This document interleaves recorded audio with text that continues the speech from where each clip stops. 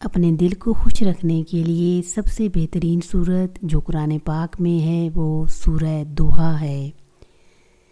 یہ بہت خوبصورت صورت ہے۔ یہ آپ کو سکھاتی ہے کہ انسان کو ہمیشہ پر امید ہونا چاہیے اور اللہ کے بارے ہمیشہ اچھا محسوس کرنا چاہیے۔ سورہ دوحہ امید ہے۔ یہ ہماری پریشانی اور زیادہ سوچنے سے نجات ہے۔ یہ ہمارے ایمان کو بحال کرتی ہے اور ہمیں یاد دلاتی ہے کہ جب ہم کھوئے ہوئے اور نا امید محسوس کریں گے تو اللہ ہمارے ساتھ ہوگا۔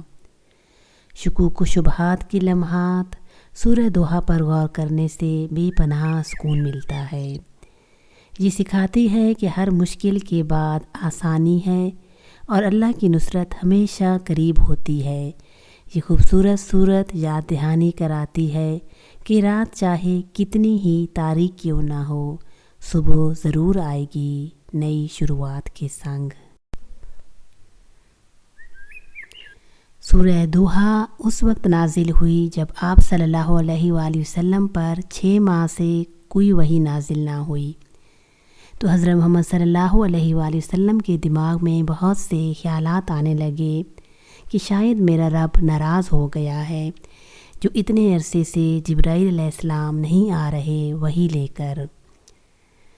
آپ کو کبھی پریشانی ہو آپ اس سورت کو پڑھیں۔ اس سورت کو پڑھنے سے میرے پیارے ویورز آپ کو بالکل ویسے ہی تسلی پیار ملے گا جیسا کہ نبی صلی اللہ علیہ وآلہ وسلم کو اللہ سے ملی اس سورت کے نازل ہونے کے بعد۔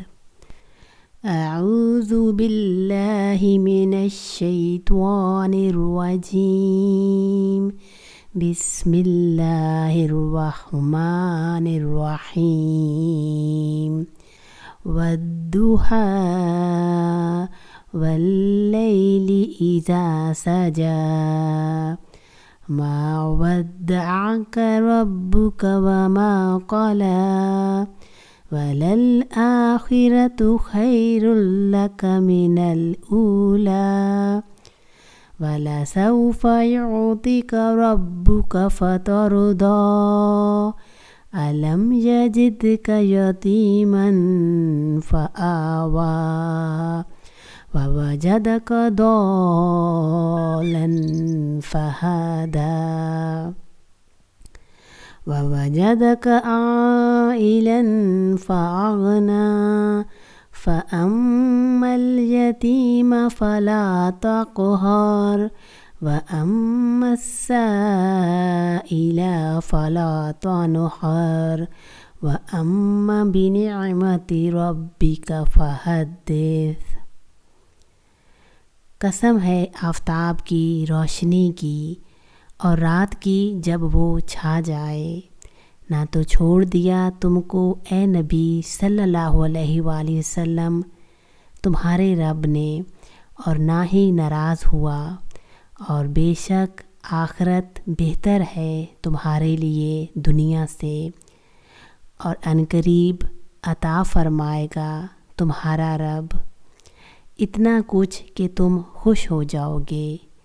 کیا نہیں پایا اس نے تمہیں یتیم پھر ٹھکانہ دیا، اور تجھے بے خبر نہیں پایا پھر راہ دکھائی، اور تجھے تنگ دست نہیں پایا پھر بے نیاز کیا۔ پس یتیم سے سخت سلوک مت کرو اور سوالی کو مت جھڑکو، اور اپنے رب کی نعمت کو بیان کیا کرو۔